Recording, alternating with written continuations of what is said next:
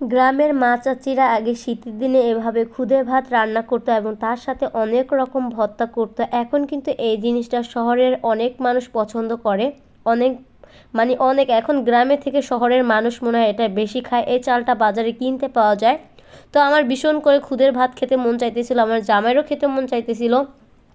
তো আম্মু আসার সময় 1 কেজির মতো প্রায় খুদের চাল দিয়ে দিয়েছিল। এটা হলো লাল চাল, যেটা আমাদের ক্ষেতের ভিতরে বুনে। তো এটাকে আমি প্রথমেই ধুয়ে নিলাম, আর আমি যেভাবে খুদের ভাতটা রান্না করব আম্মুদের দেখেছি, তো ওভাবে আমি ট্রাই করলাম।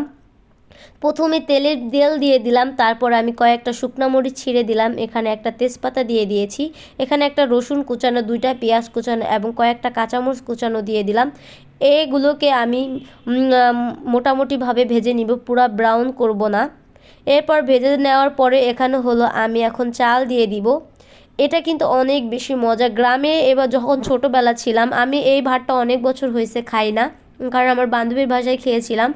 কারণ আমার আম্মু বাড়িতে যায় 2-1 দিনের জন্য, অনেক কিছু খাবার বানায়, তখন এই খাবারটা ওরকমভাবে খাওয়া হয় না। তো তারপর হলো আমি চালগুলা সুন্দর করে নিয়েছি এবং নুন দিয়ে দিলাম, আর সামান্য একটুখানি হলুদের গুঁড়া দিয়ে দিব। এরপর চালটাকে সুন্দর করে আমি এখন ভাজি করে নিব প্রায় 5-6 মিনিটের মতো। তখন গ্রামের মানুষ এই শীতের দিনে বেশি করে এই হলো চাল ঝাড়ার পর এই ছোট ছোট কিছু চাল থাকে, এটা দিয়ে তারা সকালবেলা এভাবে খুদে ভাত রান্না করে, আর সাথে অনেক রকম ভর্তা থাকে। তো সেটা আমি তো আর সকালবেলা খেতে পারলাম না, কারণ আমি ফজরের নামাজ পড়ে সবসময় এমন একটা ঘুম দিই, সেই ঘুমে আমার একটা এমন 11টা 12টা বেজে যায়। তো রাত্রে আমরা খুদের ভাতের আয়োজন করেছি এই আর কি। তো এখানে আমি পরিমাণ মতো এই যে পানি দিয়ে দিলাম, এখন হলো আমি ঢাকনটা ঢেকে দিয়েছি। তো এরপর আমি এখানে কিন্তু একটু নেড়ে চেড়েও দিয়ে দিয়েছি, কারণ লেগে যেতে পারে। আর কারেন্টের চুলায় রান্না করে তো আমার অনেক বেশি ভালো লাগতেছে। প্রথম অনেক বেশি ভয় পাইছিলাম, কিন্তু এখন ওরকম একদিন রান্না করে অভ্যস্ত হয়ে গেছে, আমার অনেক বেশি ভালো লাগতেছে।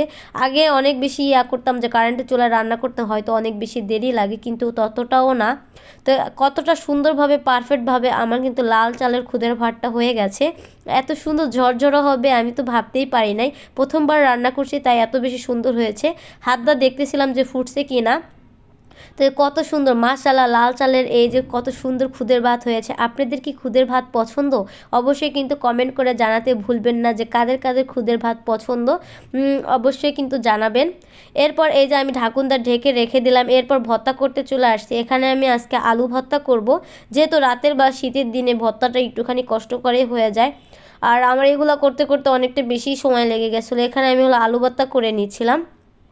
আর শীতের ভিতরে নতুন আলু ভর্তা খেতে কিন্তু অনেক বেশি ভালো লাগে। এরপর করে নিয়েছিলাম টমেটো ভর্তা একটা, আর করে নিয়েছিলাম হলো ছিম ভর্তা। তো এই 3 রকমের এই ভর্তা থাকবে আজকে এই খুদের ভাতের সাথে। আর আরেকবার ধইনা পাতা ভর্তা করা যায়, বেগুন ভর্তা করা যায়, তারপর ডিম ভর্তা করলে আরও বেশি মজা হবে। এরপর আমি কয়েকটা পুঁটি মাছ ছিল ফ্রিজে, তা ভেজে নিলাম, আর সাথে আবার একটা ডিম ভাজিও করে নিলাম। তো এই যে সুন্দর করে সব কিছু ভেজে টেজে রেডি করে রেখেছি, এবং হাজবেন্ড আসলে খেতে বসবো আমরা। তো এই যে হলো আজকে খুদে ভাতের সাথে আমাদের এই আয়োজন ছিল। তো অবশ্যই ভিডিওটা ভালো লাগলে লাইক কমেন্ট শেয়ার করে দিবেন, আর কার কার খুদের ভাত পছন্দ অবশ্যই জানাবেন। আল্লাহ হাফেজ, আজকে এই পর্যন্তই। পরবর্তী ভিডিওতে আবার আপনাদের সাথে দেখা হবে। Tata, bye bye.